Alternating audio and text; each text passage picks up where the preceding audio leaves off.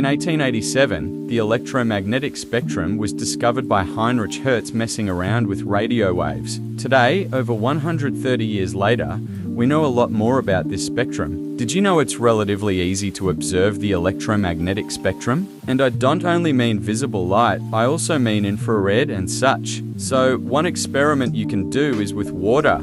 First, grab a pencil and a glass of water, then simply put the pencil in water. Here you are seeing refraction, which means that light is bending due to the water. Next experiment is also very simple. All you have to do is grab your phone and a TV remote. Then open up the camera and point it at the front of the remote. Finally, press a button and you will see infrared. Finally, we have an interactive web page which shows different animals in UV light. Concept number 1, waves. A disturbance or change in an area of a field or a fluctuation. Concept number 2, energy. A simple definition of energy is the force that causes anything that moves to move. Concept number 3, frequency. Frequency is basically cycles per second. An easy to understand definition is the number of waves that pass a specified point after a second. Concept number 4, wavelength. The distance between two crests that succeed one another in a wave.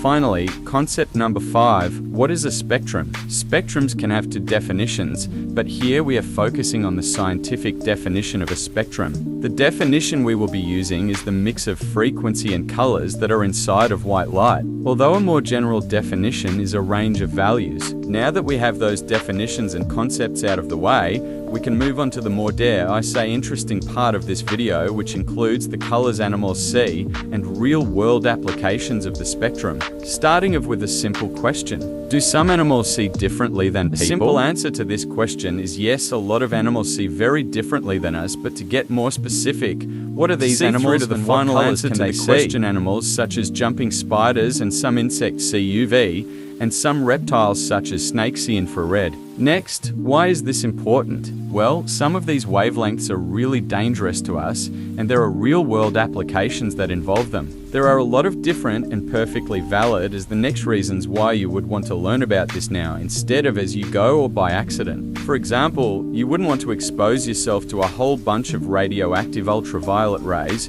or if you want to work in physics or astronomy. Subscribe for more free infographic videos.